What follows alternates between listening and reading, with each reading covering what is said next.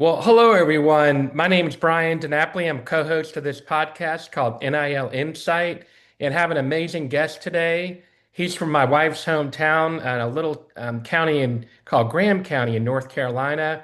He meant a lot to my wife's her granddaddy, who recently passed away. But we're going to talk about that.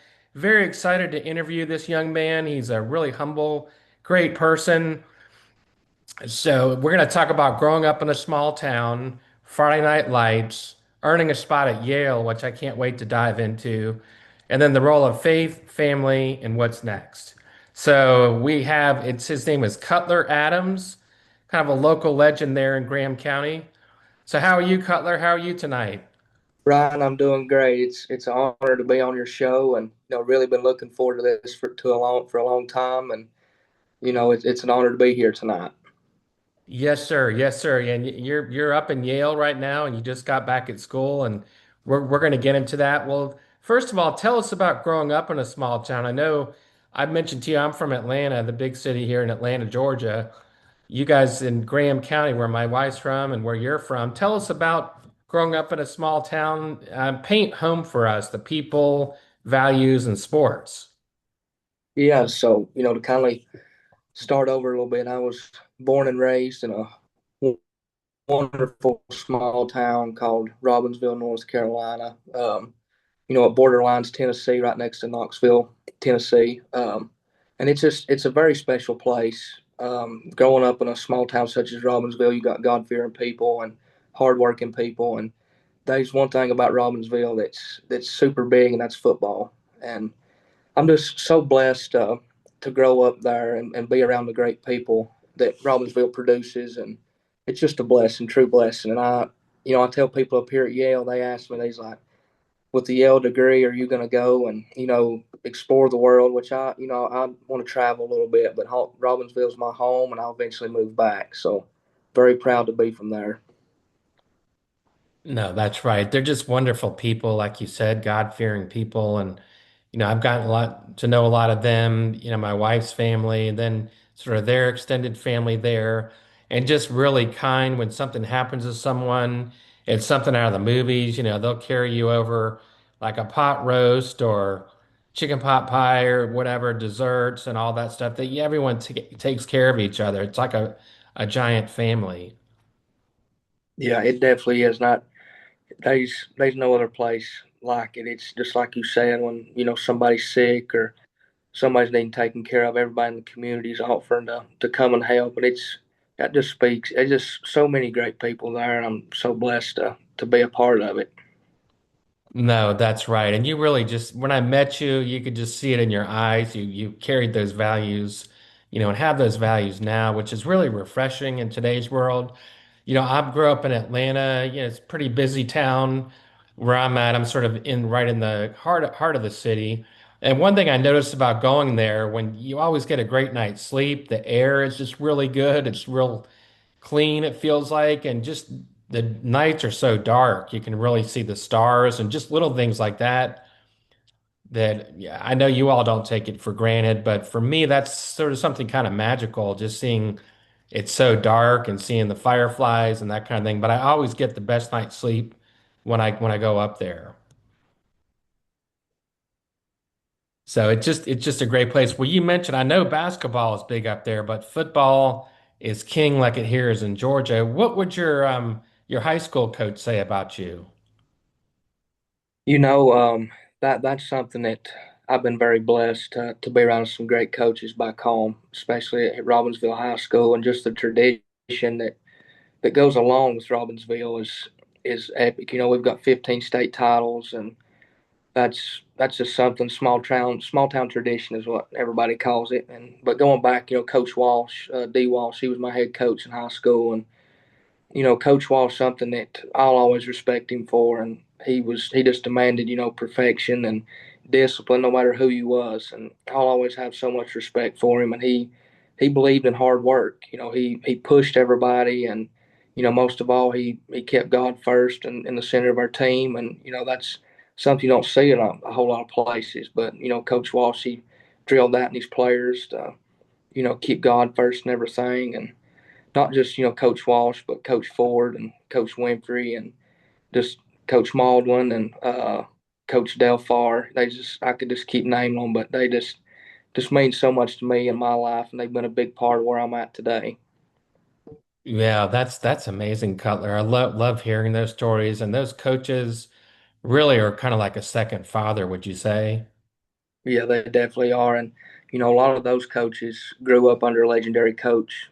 Bob Colvin holds the state record for state championships in the whole state of North Carolina with 11, and they they wanted carry a lot of what Bob Colvin done, just the relationship he had with these players, and to one thing to speak about um, Coach Colvin. He passed away here recently, and the whole his whole memorial service was just full of his old kids that he had coached, and the men that they turned out to be, and just that's just and that speaks a lot of Robbinsville too, because it's more than football. It's a true brotherhood, and that's just what's so special, about Robbinsville, the football program, the community. It's just all a very special place.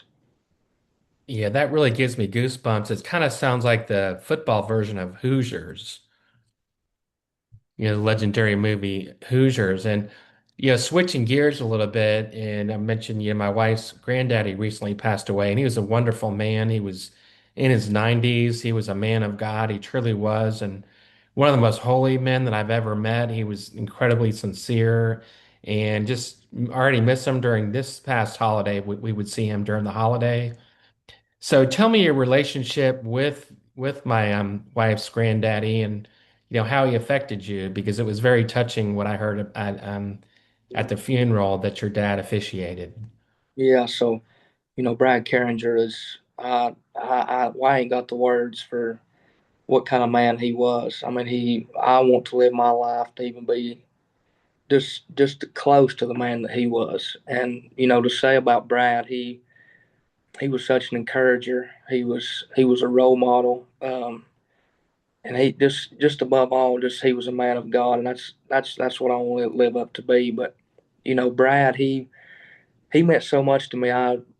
Here at Yale, the football team every year does a what they call a brick, and what you do on that brick is you write heroes and things that's very important in your life that you've witnessed or been through. And I just got to thinking I've been blessed to be around so many heroes in my life. My parents and siblings and coaches and friends, but one man come to my mind, and that was Brad Carringer, and just the walk that he walked every day, and just the way he presented himself, and he just will always hold a special place in my heart, and we miss him since he's gone, but he's one thing about it, his legacy will live on. No, that's a really great way to put it, Cutler. And I thought that was really amazing when your dad mentioned that while the other players have mentioned heroes, like Patrick Mahomes, LeBron James, and here you are mentioning, Brad Carringer. But that's great that you got to tell your teammates about him. And how did they respond when you told them and they're naming all these sports stars? Yeah, that's the one thing I told about Brad. I said the reason I'm presenting somebody like Brad is because he had a desire that a lot of people's not got. I said he was 90 some years old. I said a lot of times he's walking to church. His main objective was to put God first in everything that he did. I said you never heard a bad word come out of his mouth. He was always encouraging. I said he was a true definition of what you call a leader. And after practice, or after I got done presenting, a lot of the guys just amazed at that. They want to know more about him, and said we would, it was truly that we said they said we felt something that we've never felt before, and that's definitely the Holy Ghost, the Holy Spirit, and it's just them not even knowing him, they could feel the presence of the Lord all over me talking just about him, and that just shows you the man that he was. Well, that's very powerful, Cutler. Yeah, thank you so much for sharing that. And he just sort of had a glow about him and, just a kindness and a gentleness when you looked him in the eye. And, I will miss him dearly. And my wife and her sister were very close to him. And my wife's mom, Beth Andrews, just he was just a great person. And yeah, he raised great kids, and we're just going to miss him dearly. But thank you so much for sharing that. It really means a lot, and I'm going to, of course, pass this along to Heather's family, my wife's family, and hopefully they'll watch this, of course, too. But I wanted to start with that because I thought that was so powerful when that was mentioned, during his funeral. So thank you so much for sharing that. I really appreciate that. And switching gears back to football, what is special about playing in a small town? What's hard about playing in it? Because it sounds like I was following your career in a lot of ways because my wife's mom was telling me about you that Yale was looking at you, and I have such a passion for football when we talked, recently. So what's some of the great things about playing in a small town, but even some of the challenging things playing in a small town? Yeah, absolutely.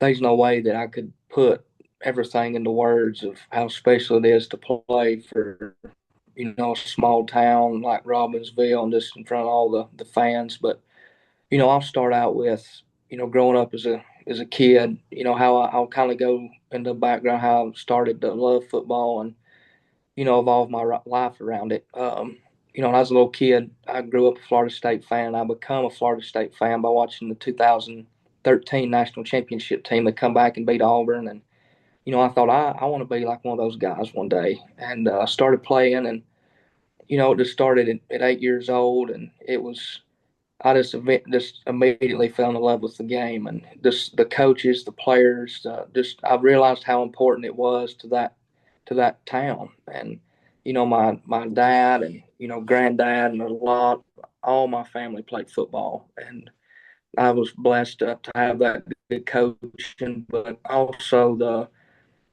the willingness to push me, to tell me the truth when I didn't, a lot of times want to hear it, but it shaped me to be the man I am today. But going on, you Friday night lights, they so special. I mean, they pack the stands out. There's not a seat in the house. They call it the Big Oak Stadium, very special place. And, it's the stadium sits on a hill, and there's two pretty much grass, hills on the side, and fans is packing that out. Fence rows, they're packing it out. And not just that, but once you run a touchdown, you can't even hear yourself think. It's so loud. But it's special because everybody, you get advice from all these old timers, the state championship guys, what they had to go through, and it's just special to play in a place, and it can. I definitely miss it for sure. No matter where I go in football, where God puts me in football, I'll always miss playing under the lights at the Big Oaks for sure. And a lot of times you would win Friday nights. You're going to the store, and all the old men and fans is just talking about it. Schools talking about it. It's just awesome. I could just keep going on and on. But one thing I could say that was a struggle is, people. I'd always have people tell me you can't go to a big school from a small town like you. You can play and be a good player here, but it's very hard to get recruited here. And that's one thing I'll say. The true men that was heroes in my life. I chose my dad, very think highly of my dad. My dad would bring me to workouts at 5:30 in the morning, and there was several old football players. My cousin that was training me, and Coach Del Farr that went on to play college football, and just a huge role model in my life. They helped me to get to where I'm at today. But those guys knew what it took. They was winners, and they come under Coach Bob Cobbin, just the discipline and just the belief, the heart, and that's all. That's one thing I always told us, and fans will say it too. Just we wasn't always the biggest, the strongest, the fastest, but they said you need to have the most heart, and that's one thing I can say is very special. It's never gave up, and I'm very blessed to be where I'm at today. Yeah, Yeah, I love that color. I'm getting goosebumps thinking of clear hearts, clear eyes, full hearts can't lose, from Friday Night Lights. Did you ever see that movie? yes, sir.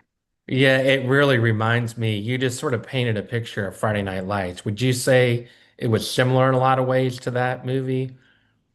Absolutely, and not trying to get off topic, but there's actually a documentary about Robbinsville football getting made right now. A good friend of mine, it's actually pretty close to where I'm at. He's from Connecticut, probably about 30 minutes from Yale. He had heard about Robbinsville from all the way up here in Connecticut, and he's doing a documentary of just the legendary program that we've got. It's very special. Yeah, definitely let me know about that. I would love to see that. I'm all over that. I mean, I've watched every football documentary, but especially the connection with this, I would absolutely love that. Now, how many state championships did you win when you were a player? When did you start as a sophomore, junior, or when did you start So really getting in the lineup? I was actually very blessed to be moved up as a freshman my freshman year, and that was a goal since I was in seventh grade. My dad said that if you work hard, you could have opportunity to start as a freshman, and that's exactly what happened. And I was very blessed to get that opportunity. And unfortunately, I won three conference titles, or league titles, but lost three heartbreaking semifinals, which was the round before state. But one thing I can say in that is, we never got, I never got a state championship. That was my biggest goal in high school. And, we was playing, when I say this, we was playing a lot of bigger schools than us, but at the same time, it don't matter. We still come up a little bit short, and people say, well, they was twice, three times as big as y'all. But at the end of the day, we put in all that we had and give it all that we had, and it was just a blessing to get what we got. But also, it gave me a sense of motivation to keep working hard. A lot of Oh, times that's right. you're not going to get what you want, but you just keep working for it, and because God may have something special in the future, and that could be the pushing, or that could be what pushed you to be a great player. No, that's right. And you mountain boys, I know you all are tough and just sort of take it to a whole nother level that other guys just don't have. Yeah, yeah, that's definitely something. A lot of big teams, we beat a lot of big teams. We have 350 kids in our high school, and we're playing schools with close to 800 and whooping them. We're just playing this old, tough, physical football, and a lot of teams didn't like that. But it's definitely something special and something I took up here with me to Yale, just to be tough. No, that's right. I can sense Smash Mouth just knowing my wife, her cousins, relatives, and just everyone's just really tough, physically, but also mentally too, which is really more important. And that's something that you've got a mental toughness about you. And again, seeing you about a month ago, meeting you for the first time, you came all the way back from Connecticut from Yale to go to, my wife's granddaddy's funeral, and I'm and injured on top of that. So, just talk about that, just coming back home and how that is, and tell everyone, of course, too, what position you played and how you got injured. Yeah, so I play running back. I've played running back my whole life. Played a lot of defense too. I played both ways in high school, and just playing one way up here, it's kind of tough because you're used to that, and I miss defense. But no, I will say that playing running back has always been my passion. I like to hit people. I like to run the football hard and just annihilate people and be physical. That's what the game. When you sign up for the game, that's what you're signing up for is to run and try to hurt people. Um, but that's one thing that I'll say coming back. I had heard the news about Brad, and I just thought in my mind that there's no way that football, as much as football means to me, I would miss coming to or miss my heroes, memorial service over football. And it was much more in football. I will say this that I was talking to Brad right before he passed, and he said, if I can say one thing, he said, I'll tell you this. He said, just keep on keeping on, keep working, and keep God first. And that'll always stick with me. Is things in life ain't going to work out your way a lot of times, but just keep on keeping on. No, that's right. You're right about that. And he was a tough guy. I remember a few years ago, I think he, was in the 80s, and yeah, he was still driving up until not too long ago. He was bit by a rattlesnake and drove himself to the hospital. I mean, again, these mountain guys, you got that mountain blood, which is a whole different level of toughness. I'd take you guys in a foxhole any day. Absolutely. So now tell me about what was your best game as far as yardage? Because I love the running back position. We've talked, I'm a passionate Georgia Bulldog. I've been a dog since birth, practically went to school there. We're known as running back U. So I'm going to ask you about that too, some of your favorite UGA running backs, but just that position of running back, man, is you're getting pounded, but you're pounding people too. So What were some of your best games, some that you were really memorable? Yeah, and I'll actually say this as well. When I mentioned the bigger schools that we played, I actually, have got a notebook that I keep all my, stats and stuff like that in just to keep and to have. But I played against 72 or 70 some college football players, and I would say half of those is playing Division I football, whether it's FBS or FCS, and played against a lot of talent. And actually, one of them is playing at the Minnesota Vikings right now. One of the one of the greatest players, or one of the greater players I played against. But um, we was actually in the third round of the playoffs my sophomore year, and I was very blessed and fortunate to have a 377-yard game. I had quite a bit of that game, 4 touchdowns, and we was down at halftime, 35-21, and the team was called North Row, and they was a really good football team, and had a really good player, wide receiver, wanted to play college football, and their quarterback as well, just full of talent, and we come back to win the game 50-47. And I just wanted to try to help my team. I was beaten, banged up, but you just got pushed through the pain, and we got the victory.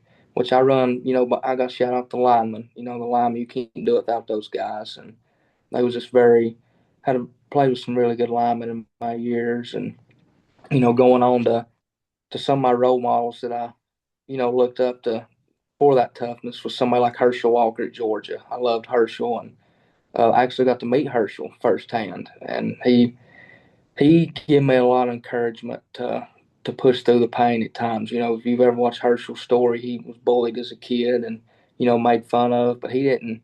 He used that as motivation to keep working. He done 3,000 push-ups and sit-ups a day, and I asked Herschel. I met Herschel in Lake Toxaway, North Carolina, and I said, Herschel, I've watched all your documentaries and stuff, and I was like, you done watch where you done 3,000 push-ups and sit-ups a day, and that's just really encouraging. And he looks at me and he said, I done my 3,000 push-ups, sit-ups this morning. And just somebody with that kind of drive, as old as he is now, it's amazing, and it encourages me to work hard every day. Well, that's a cool story because I was in seventh grade in 1981. We won the national championship. I can do 17-10. Herschel had 110 yards with a broken collarbone. So he was my childhood hero. You're right. The guy was a warrior. He was a man child. He just ran over people. And that first game, he came in, ran over Bill Bates at Tennessee. And I got to see him live one time when I was in, seventh grade. We went and saw him play, and it was like, I was going to Disney World. It was incredible. So that's super cool that you met him. Wow. But you're right. I know he was an MMA fighter up until a few years ago. He was still doing that, but that's cool that those urban legend you hear, he really never lifted weights. He did push-ups and swam a lot too. Yeah, another thing too, he clean living. Apparently, he never, drank or partied or smoked or anything like that, which I can appreciate because I quit alcohol more than 25 years ago, and for me, that was the best decision I ever made. Absolutely, and that's something I'm proud to say is I've never drank or done any kind of drugs or like that. I'm not perfect whatsoever, but that's something I want to live my life to be, not just to think I'm better than everybody. It's not that, but I want to live my life for the one, Jesus Christ. I mean, Tim Tebow's another big role model in my life, and he just the life he lived and what he's doing now. A lot of people say he didn't have the best NFL career, had a historic college career, Heisman Trophy winner, but at the same time, God had plans for him, and he's fighting a lot of things right now, and helping kids overseas, building hospitals, and helping with human trafficking, different things. Like he's a true hero and a warrior is what I call Tim Tebow, and so is Herschel. It's definitely helped shape me to be what I am today, and they've been huge role models in my life. Yeah, that's amazing as a young guy like you, saying those two guys are heroes, and me being a passionate Bulldog. I really like Tebow a lot, and I know people that know him or worked with him and said he's really the real thing. He's a really sincere guy. I love him on SEC Nation. He makes fun of himself, calls himself a meathead and all that kind of stuff, but man, he was a tough competitor. When that game, I'll never forget that speech he made. I think they lost to Ole Miss, Florida. He said they'd never lose another game again, and he didn't. I think as a Florida player, but yeah, just an amazing player. But he had that huge playoff win for Denver. He just didn't fit the mold of an NFL quarterback at the time, but yeah, he showed people he could play at that level. And I'm glad he got a chance, but I think he's doing, like you said, much better things. And that's one thing. I've worked with crime victims in my position, and I know he's done a lot for sex trafficking victims, like you said. A lot of people don't know that about him, but he definitely, without a doubt, has a servant's heart. So that's very cool that you name him. But talk about a tough guy, and in a lot of ways, you guys are very similar. God-fearing men that turn into a warrior on the football field. So how does that work? You're such a kind guy. You have all this humility, and then you just turn into essentially like an animal playing. So how do you flip that switch? Yeah, I just one thing, and a lot of people may not understand what I'm about to say, but my I get on the field, it's just I feel like it's a fire that the Lord gives me. You read all through the Bible, He give David and uh, you know Noah and Samson and people Elijah. He gave all those men the fire to fight battles and to hurt people. And it was not in a bad way. It was for the Lord. But I just pray for a fire that He can give me motivation that nobody else can give me. Not no music or nothing like that. But just when the way I look at it is I get my strength and stuff from the Lord. But it kind of clicks too because it's just something kind of unexplainable. You get on that field, it's just a fire that the Lord gives me, and I just want to run and give it all that I got, and hurt people is just the best way I can say it. But I love football. I love the game. It's physical, and it's a man's game. Yeah, that's right. And Kirby, UGA, Kirby Smart, coach, has a slogan, fire, passion, and energy. And it sounds like you play with all three. And man, it'd just be cool to see you like even walk on at like a UGA or something like that. But I wanted to ask you about that too. And also tell the listeners, how did you get hurt? Was it an ACL or MCL? And how long have you been out? Yes, sir. So I was my freshman year. I'll start my freshman year. I got redshirted. We had a lot of seniors on the football team, and come in, a little inexperience at the college level, and got a big learning year. And it was a year that I needed. I was a little discouraged at first because I'd be lying if I said I didn't want to play as a freshman, but God had other plans, and I evolved, and went in the spring of my sophomore year, and was getting a lot of playing time. God was really blessing me, and I went. It was right before the spring game. It's right the Friday before the spring game. I was going to pick up a corner blitz, and he come pretty close down the line. And one of our best linemen, not blaming it on him, it was just an accident. It's the game of football. He took a bad step and got blowed off the ball and went right in the back of my leg. And the lineman at the Division I level is not small whatsoever. And this guy's about 6'5", 305, 310, come tumbling down. It was the worst pain I ever felt. Tore my MCL, tore my ACL, and had to be carted off the field.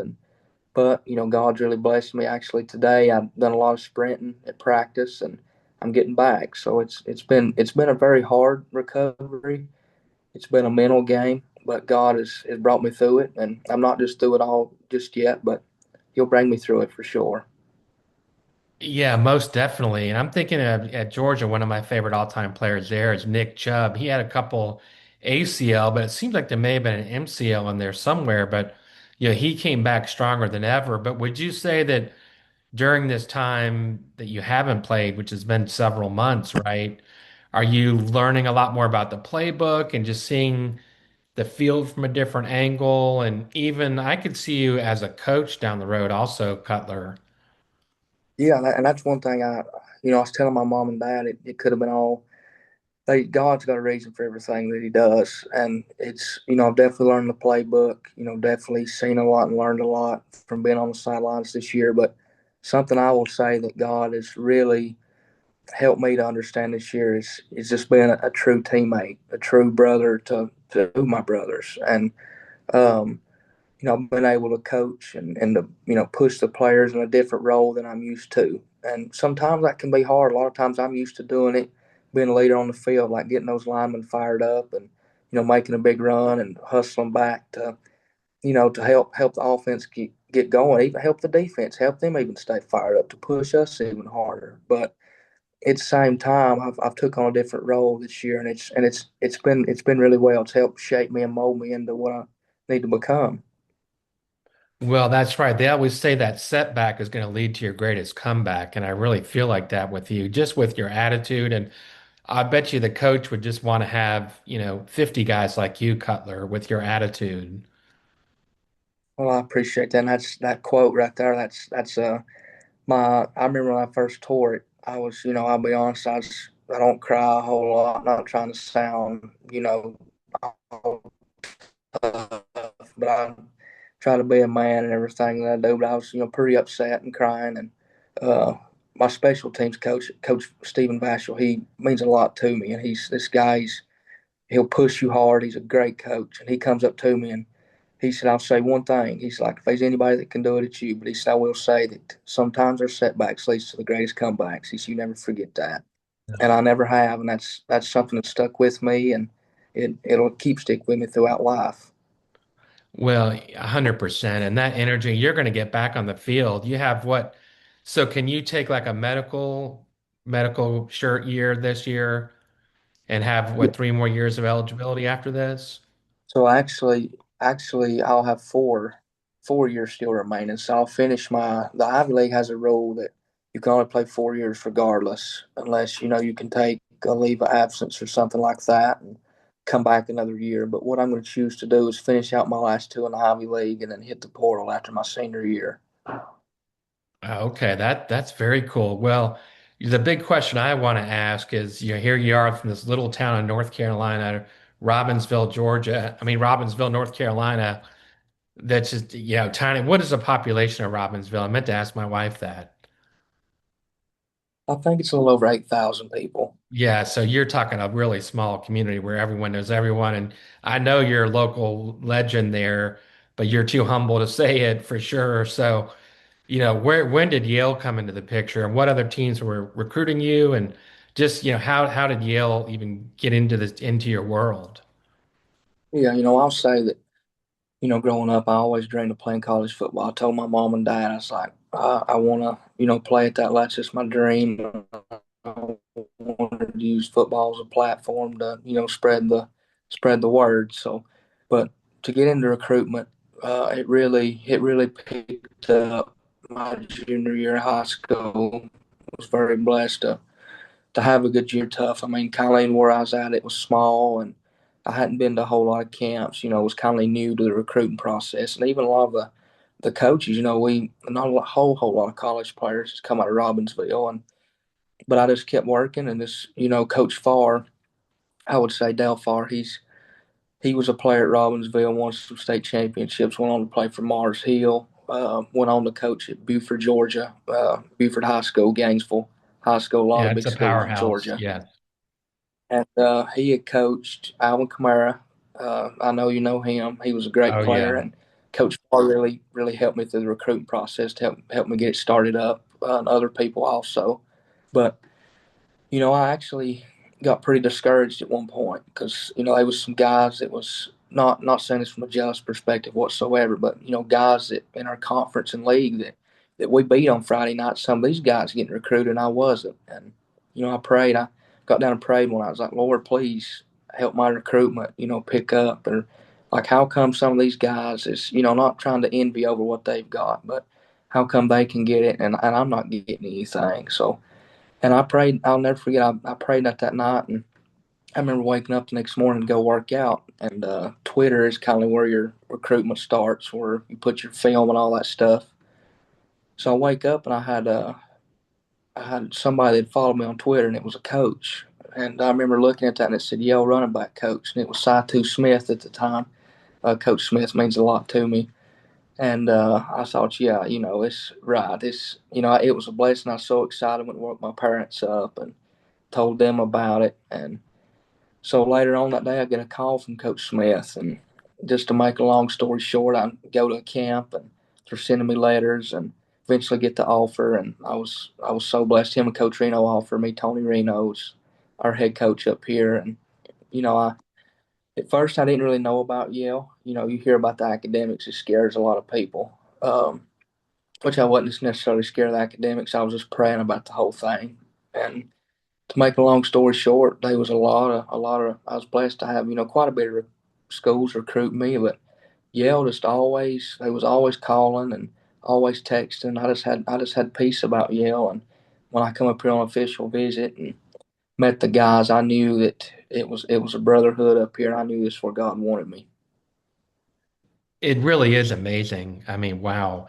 So it must have been a culture shock, from Robbinsville, North Carolina, all the way up to Yale University. So did it feel like a culture shock initially? And it's where Robbinsville's at. We can be hit from a lot of things for sure. It's just a great town, great people, and you don't see a whole lot of, I would just say, bad. It's still there, but you just don't see a whole lot like you do up in the big cities. And I was definitely prepared. I knew that I was going to see some rough stuff. A lot of advice from a lot of good friends and family members that's been out there in the world and saw firsthand. I got a lot of advice and that helped a lot. But it was definitely a shock in some things that you see. Some of the bad that you see, and just people can be different sometimes up here. But overall, I'll say that God's really helped me, and He's helped me to witness to a lot of people here, and it's just overall it's been a good experience. Yeah. Have you met any other students from small towns like you? I've met some guys from down Texas and Georgia. One of my best friends from a small town in Georgia, around the Savannah area. A little small town called, it's not super super small, but Baxley, Georgia. But Okay. he, Yes, I know it. he's a good Christian young man, and he's a dual sport athlete, does track and football, and he's a great guy. And, I mean, there's so many great guys, not just him. I've got friends all over the place up here, not even athletes. Yeah. It's wonderful. God's got people everywhere. Yeah, that's really neat. So what is it like being a Yale student? I mean, how are the classes and what is it like compared to, coming from where you were? Yeah, at first I was really nervous about it. Some of the first classes I ever took was math. I'm not the biggest math guy, but it was tough at first. But I mean, it's an honor to be a student here. I mean, you're getting a world class education. I'm going into political science will be my major. I love those classes here. But I take the classes I feel like can best benefit me and what I can handle, and just work my hardest at school, and I'm doing pretty well. So I'm very very blessed and happy about that. Well, I love that. I'm a poli sci major. I knew we had a lot in common, Cutler, for sure. And I also work in criminal justice, but yeah, love any political science course. I can watch any documentary on LBJ or the 60s and Nixon, all that stuff. I could watch that all day long for sure. So, yeah, that's really interesting. Well, what is the day in the life of a Yale athlete like with just classes, practice, recovery? Just sort of take us through briefly what that's like.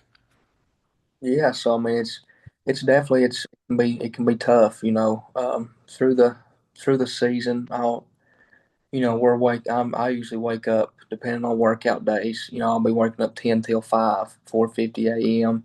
Got lift at 6 a.m. You got meetings after that, breakfast checks, class throughout the day. Then you're going straight into more meetings. Then you got practice, and then after practice, you're usually watching film. I mean, it's a job. It's a full time job, and it's a job that you have to be willing to take on, and a lot of extra stuff that you need to do to be great. But overall, I love every second of it. It's a true grind, and that's I love it. Well, that's right. Just on top of that, too, the campus is beautiful. Just seeing pictures and just hearing about it. Again, there's been so many movies, so many presidents from there. I mean, getting to football, you have Walter Camp, who pretty much invented the game, is a Yale graduate. On top of that, you all have 18 national championships. It's just as many as Alabama. People don't realize that. You know, Right. way back in the early 1900s, you all were a powerhouse. Yeah, it's so cool. I mean, to when I first come to Yale, learning about everything. You know, Walter Camp, the father of American football, and a true legend. I mean, this is where football originally started, was Yale University, and it's so cool. And like you said, you know, that's kind of was why I chose Yale too. Just the culture it had here, the tradition, and that's related to Robbinsville, the brotherhood that's bred into the players. I mean, it's awesome. I'm truly blessed to be playing football here. Definitely. I definitely want to go to a game up there. And I watched that Harvard Yale game and I was thinking about you. And I know you were really wanting to play in that game, but that was incredible that you beat. I want to say Harvard, they were undefeated, right? When y'all beat They them? were, yeah, they was 9-0, and there was a lot of talk, you know, coming into this game, and you know, not a lot of people expect us to win, but we knew we was going to win the whole time. That's just, you know, how we believe. That's how we're taught to believe, and you know, if we didn't believe any different, we didn't need to be playing the game. But you know, we come in and we took care of business, and we got the job done. Now we're in the second round of the FCS, you know, college football playoff, and it's awesome to compete for a national championship. Well, it is. And we talked about that incredible comeback. Was it Youngstown you all beat? Yes, sir, Youngstown State. Yeah, yeah. And that's a well-known program. So that's unbelievable. I think we mentioned you were down by what, 21, 28 points at halftime. It looked like it was over. Yeah, it was, you know, just like I said, you know, they come from a great conference too. They've got a lot of great players. You know, they've got NFL talent. I mean, they're producing NFL talent a lot, and they come from one of the best conferences, arguably in college football, the Missouri Valley Conference, North Dakota State, South Dakota State. A lot of those teams, it's ruled the FCS for years, and you know, it wasn't looking good for us at first, and but we never gave up and come back and beat them. No, that is so cool. I mean, it must have just been surreal, being on the sideline saying, "Yeah, we're playing Harvard. Here I am, part of this Yale squad." All that tradition. Did they take you all through and encourage you to learn about the tradition of Yale football and Walter Camp? Because you were rattling off stats. It sounds like they do. Oh yeah, and it's, you know, in our football facility, you know, we've had two Heisman Trophy winners here. Um, it's just awesome. I mean, the Walter Camp, you know, Carm Kaza that was here before, you know, Coach Reno got here. There was a legendary coach. You know, it's just wonderful that the tradition is something that's definitely very special here. And a lot of times, you know, the coaches, they do instill a lot of that in us, but they know the players, they learn a lot of that on their own because, you know, it's when you choose to come play here, you know the background of Yale football. Oh yeah, 100%. I'm sure they really, yeah, you're in it, and well, it's a brotherhood, Cutler, that you'll always be a part of that, and it's really just legendary stuff. It is, coming from Robbinsville, being a legend there, and then being able to play at Yale, and there's still the best is yet to come too. You've got more eligibility, and you're going to get healthy, but your attitude is really what sticks out. Well, I appreciate that. That's one thing I can say is that's I've been my family that's always, you know, taught us to be humble, but always see the positive in everything. And I've always been, you know, around good people like, you know, Brad Carringer that we was talking about earlier. That's those men had a lot of heart, and that's one thing I can say about a lot of people in Robbinsville is just the heart that they have and the humbleness, and it's it's taught me to, you know, a lot of, just like I've said earlier, a lot of things ain't gonna go your way in life, but that don't. My motto, I guess, is what I would say. My true motto is always believe and have faith. Never give up the faith. You know, God said that in Hebrews 11. You know, faith is the substance of things, is the evidence things not seen, things hoped for, and it's just a true blessing. Well, that's right. And you can handle those hard things. And I've spoken to young people, and there's a great, I'm not a big Duke fan, but there's the women's basketball coach at Duke. And I encourage everyone to listen to this. You may have heard it, Cutler. She has a great, if you go on YouTube, it's called Handle Hard Better. Just in life, we're going to have things thrown at us like you're dealing with this serious injury and how you thought your college career was ended, but how do you handle hard? how do you build that resiliency? But I think just your upbringing, your faith, your hometown, all that's allowing you to get through it. But we're all going to face those hardships. And sometimes people run from hard, and Kirby Smart said that too. If you run from hard, life's just going to get harder. So sometimes you just got to face it head on. But we're only human. Like you said, you shed a few tears. I don't blame you. Absolutely. And there's a lot of pressure on being an athlete too. And that was another thing I wanted to ask you about with name, image, and likeness and all that out there. Does your team have any NIL deals, or what type of deals do you all have, or any players have them? Yeah, so NIL here is definitely not allowed in Ivy League schools. They're very strict on that. It's a lot of students is tried to get that passed, but I don't see it getting passed no time soon because a lot of it's just academic based. But you still can get NIL outside. Like you'd have to get your own sponsorships and stuff like that. And some of the guys do. I personally ain't got anything like that. But a lot of the guys do. I know some of the players that do, and they it really helps them in the long run. Well, it does, and I'm all for you while trying to make money. I knew the Ivies, they weren't part of that agreement to get revenue sharing. You opted out, but individually you can. So that's something you may want to look into, Cutler, or even like a local Robbinsville, I don't know, a car dealership, or there's that restaurant Granny's, is it called? I remember having some fried chicken over there that was pretty good. So yeah, it's something you could probably capitalize it because you're so well known in your hometown. But just sort of throwing it out there, I'm just sort of thinking off the top of my head. Yeah, and NIL is I agree. There's good and bad in it, of course, but there's a lot of good in it. I mean, colleges have made millions off kids and athletes for years and years and years. And if that kid gets hurt or, misses a chance to go to the pros, and that college made millions off their jerseys, their fan gear, and that kid hits the road after he's helped them get all that money with nothing. He leaves with it, or injury impacts him. He leaves and gets to miss the pros. That's the bright sides of it. And um, there's definitely a lot of good to it that can help a lot of people out. And hopefully in the future, I'll definitely be looking into it. Yeah, definitely. And you can learn to be an entrepreneur at a young age. And it seems like you're just really mature for your age. And I know UGA, we had a player a few years ago, a lineman, his sister was sick and the family couldn't afford the hospital bills and he was able to pay for it. So there's a lot of young people, athletes that are paying it forward and doing the right thing. You're Right. always going to have some bad apples that blow the money on bad stuff. But for the most part, I think most of them are doing the right thing. They're investing in and giving it back to their communities. Yeah, and you can use that money for a lot of good things. Donating to locals, kids, charities.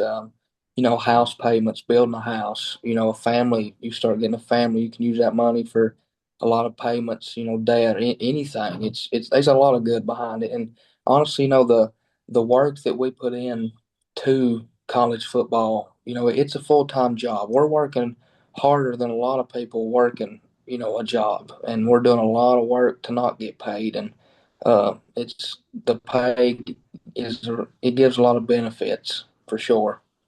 Well, definitely. And we talked about this. I was talking to another player, and he was saying just the level of, the level, the speed of the game was so much faster. Like high school, maybe on a two, but then college is ramped up to about a five or six, and then NFL's a 10.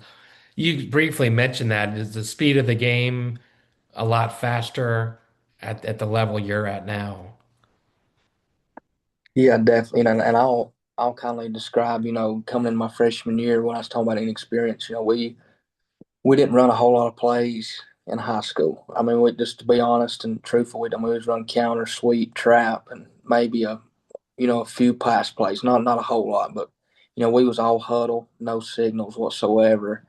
And then once I get to Yale, there's all these signals being thrown at you, all these different concepts, and you just a lot of things. And you we have so many plays, and you have to know everything, what everybody's doing, not just you, but everybody. Because I mean, you have to. That's your job, and that was a lot thrown at me at one time, and it was really tough. But looking back at it now, and how I've learned it, I've come a long way through it, and it's paid off.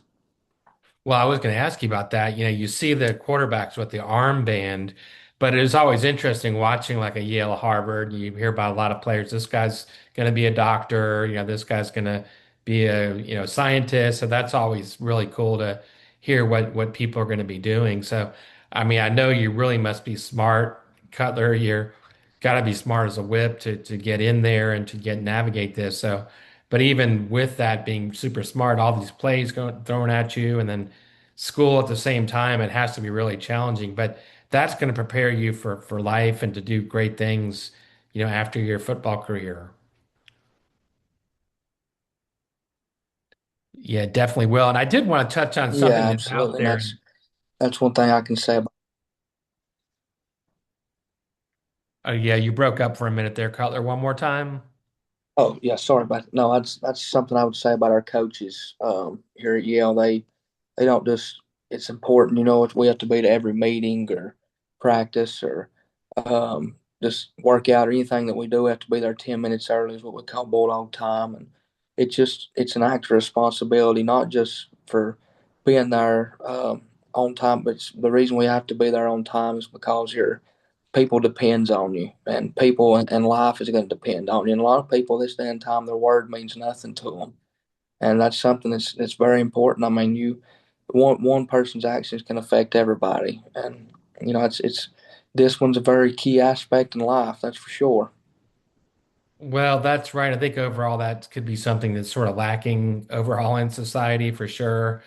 And there's that great YouTube video, make your bed first thing in the morning. I think he was an army guy, just saying the first thing, make your bed because it's those little things that add up. If you don't make your bed, then you're going to leave it sloppy, then the whole day is going to be sort of sloppy. But that's right. I worked for a couple of judges, and you had to be in court at a certain time. I always made sure to get there early. You're right. So that's a big part of life.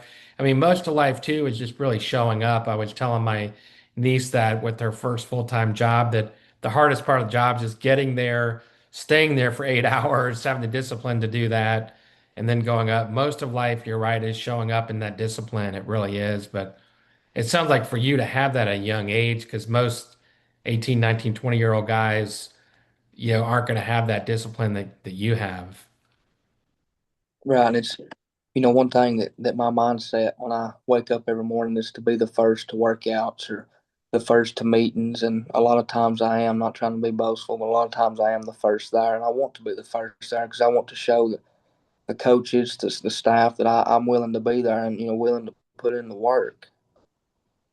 Yeah, definitely. Well, yeah, take us back to that locker room after that win on Saturday. That must have been pretty amazing Oh, after the yeah, game.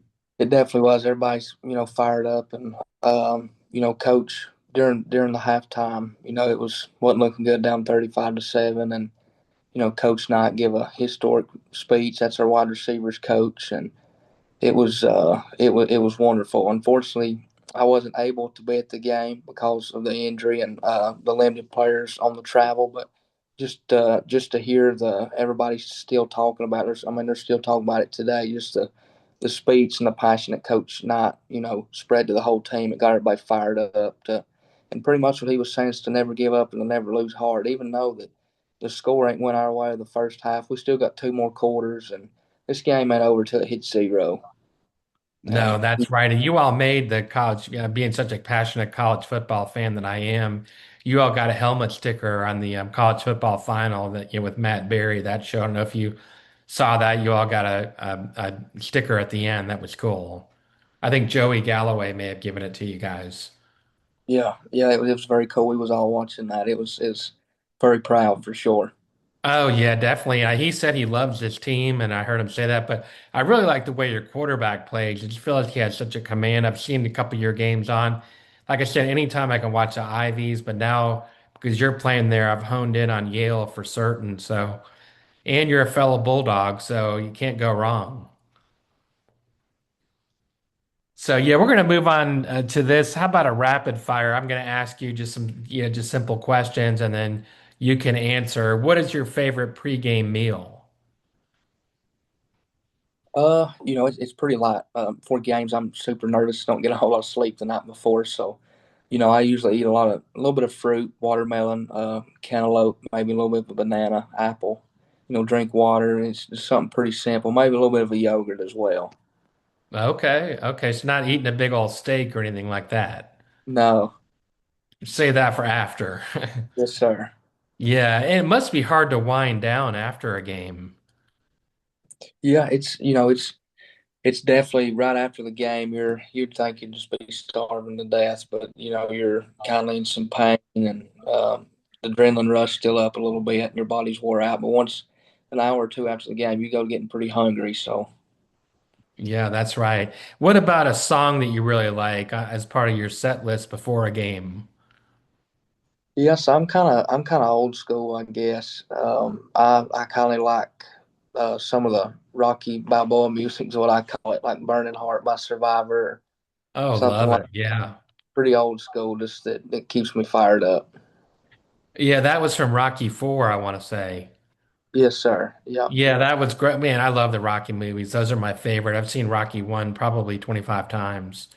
You guys listen to that, but the Rocky 4 grew on me. I know that you're talking about that training scene when he's getting ready for Drago. That one is that's a good one. Yeah, I listen to that instrumental as well. The training instrumental. I listen to it all the time. Yeah, then of course you got the classic version you can't go wrong with, and then but the Survivor, Eye of the Tiger, it's all good. That's super cool going old school. What about your favorite class so far? Um, I would say, um, I took a class about studying the war in Ukraine and all the disaster that's going on over there. But I had a really good professor, and he kind of went into depth with all that, and it was a pretty interesting class. And there's a class I really want to get into that talks about the technology of war, and another one that talks about capital punishment that I think needs to be brought back into our country pretty heavy. But I kind of want to learn some more about those classes. So there's a lot of interesting ones for sure. I took another one about ancient Egypt, and it was really cool to learn about all the kings and the pharaohs and all that back in the day. It's there's definitely a lot of cool and interesting classes here. Yeah, well, definitely take advantage of that. But yeah, that one on Ukraine sounds really fascinating. I would love to sit in on that too. That's really great. What about a favorite spot in your hometown you just like to think or reflect? I would say a little place called Snowbird. It's kind of way back in the mountains in the middle of nowhere. I like to kind of just drive back when, just to maybe pray or get away for a little bit and get away from the world. And it's just so quiet back there, and the creeks and difference. It just can get close to the Lord and pray when I need to pray. And that's definitely my place to go reflect. You have to check that out. I think I've heard my wife's aunt mention that snowbird. That's neat. Wow. What about your favorite restaurant? Uh, Favorite restaurant was I've kind of got two. I would say Texas Roadhouse is probably my number one. I love Texas Roadhouse. Can't go right. They still have the peanuts. They do, but you can't throw them on the ground. That's Oh man, a I hadn't bummer. been there in a minute. Okay. Yeah, yeah, that's kind of a bummer. Then probably my second one is my go-to in Robbinsville called Lynn's Place. It's just an old-fashioned country restaurant, and they've got the best salads, the best steaks. They've got the best everything. It's really, really good. Okay, I haven't been there, Cutler. I need to go there for sure. Wow. Now, when Yeah. we go up to visit my wife's aunt, we'll sometime take a ride over to Waynesville. You like Waynesville? Hmm. Yeah, it's a nice town, but no, it's a beautiful country, beautiful part of the country where you're from. It really is. And what about 5 years from now, after your career at Yale, or you mentioned perhaps even transferring, what does success look like with a Yale degree? I'll be very blessed. I'll say that to get a degree from this institution and university. I'll be very, very blessed. But also, my goal is to get 2 years of college experience playing football here and getting a lot of playing time. That's my goal. And that the last 2 years either come down south or go to the Midwest, just wherever God wants me to go play more college football. And the next 4 to 5 years, that's my plans. And then after that, just see what God has in store. And definitely going back to be a coach, probably back home somewhere, but definitely be a football coach, maybe a teacher. I don't know just yet, but that's definitely in the mix. Yeah, I'm sensing that with you, Cutler, because of, like you said, God's plan.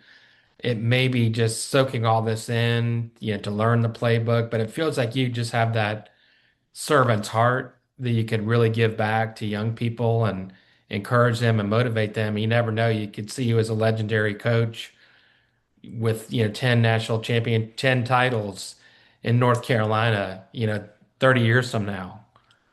Yeah, that's definitely going. I'll say something about Robbinsville. They give so much to me and sacrifice so much, for me and my family, my teammates, just everybody to have what we had, and I definitely want to give back from what they give to me, and I feel I owe that to my county. And just like I've said 100 times, I'm blessed to be from there. But I would, when I get back one of these days, I definitely want to give back and help, build our program even more.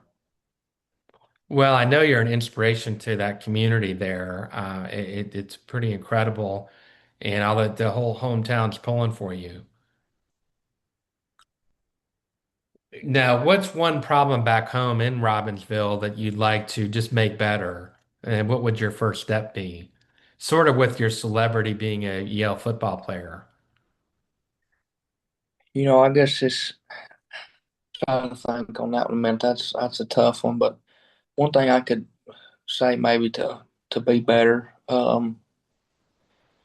is to make. I would say a big thing I'm passionate about is I would like to see is to see more kids, especially in our school, the younger boys, and expect just to grow more, to become better men. That's something I need to do in my life is to become more of a man. I'm not a whole lot, but I would like to see the men in our county become stronger, even the women in our county become stronger, to become even stronger Christians, because um, that's something we all need. And this world needs is strong foundational men that's got backbones about them. That's not scared to stand up to evil, or not scared to stand up for what's right. My dad is my dad, and grandpas, and even other old timers told me about how it was years and years ago and what men stood for. And I feel like there's times that I don't take a stand like I need to, or these people in the county that don't take a stand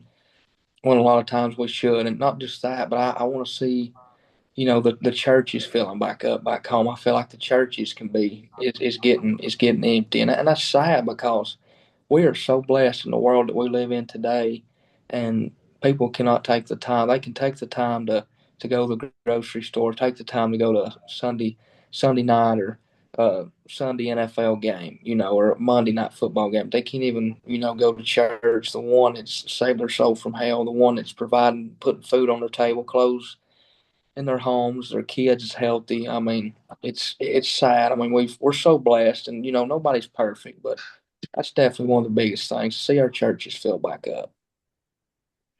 Well, yeah, you're very astute, yeah, for someone your age. And I heard someone once, a coach once say, show people you care, do the right thing, and always do your best. It really sums it up to that simple. But, I hear you. I think what's happened with a lot of men and younger men, from what I've seen, because I work part-time in drug and alcohol prevention, I think that's one aspect of it, like these vapes and this stuff that's really toxic, and this high potency weed out there that's really just essentially a dream killer. And I've just seen personally a lot of lives just thrown off track with that and those distractions. I think that's an issue that's finally, with like fentanyl, opioids, and this, kill about 200 people a day. And it's affected, your community, my community, all across the country, especially rural areas more so for the most part. So that's something I see. Do you kind of see some of that yourself from where you're Yeah, from, or just in your life? yeah, I'll say that personally, Brian. You something that's very sad is to see, guys, especially not just guys, but just people around, guys, women, whoever, that's chose drugs. You see homeless up here. You see Okay, you see the ambulances is going 24/7 here. I mean, it's so sad. I mean, there's probably good and bad reasons for that, but at the same time, we've got teammates that I've had here at Yale and teammates back at home in Robbinsville, and you even see it on TV. You see, pros. It's investing in all this wicked stuff when we're supposed to be role models and um, be the man that God's called us to be. And it's just truly sad to see people go down that road and to chase after that when the ultimate happiness and peace is in the Lord. Well, that's right. And, Mother Teresa said really the number one way you can help change your community is to love your family first. And I Right. think I call it the force multiplier effect. You spread that love to them, and then they spread it out to others in your community. But you're definitely doing that, Cutler. And like I said, it's really an honor. It was an honor to meet you a little over a month ago and get to know you tonight. Really powerful testimony. Thank you for everything. I know the listeners will get a lot from this. You just have a lot of wisdom. It's like, I don't know, I think you're 19, 20 years old. I'm guessing, really going on 40 with your mentality and maturity, which is really, you're probably in that less than 5% of kids your age that have that. And that's leadership that you can really affect a lot of people and really encourage you to do that, which I know you'll do, whether it be coaching, ministry, or whatever you choose. I really feel in my heart you're going to do great things.